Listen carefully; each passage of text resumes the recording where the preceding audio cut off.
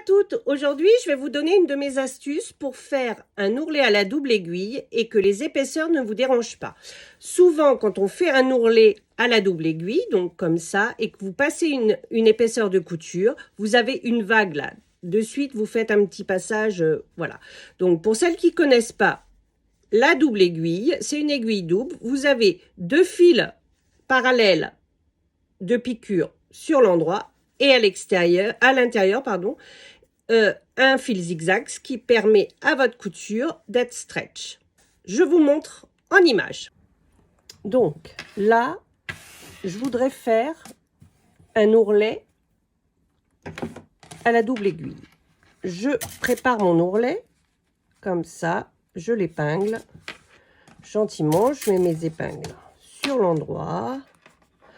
On imagine bien entendu que j'ai un mètre qui va bien, que je mesure. Voilà. Il y a de fortes chances que quand je vais arriver là, comme il y a deux épaisseurs de couture dessous, ça me gêne. Donc je vais vous donner mon astuce.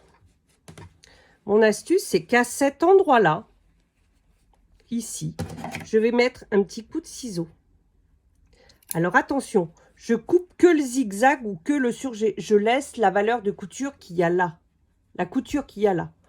Et je place d'un côté l'un, de l'autre côté de l'autre. Et ainsi, je place l'un contre l'autre. Vous voyez, là, j'ai une couture qui est de ce côté, une couture de ce côté-là. Et ainsi, je vais être nickel. Maintenant, je prends ma machine à coudre avec mon aiguille double. Et je peux piquer tranquillement mon ourlet. Je prends mon repère habituel. J'enlève les épingles au fur et à mesure. Et je pique.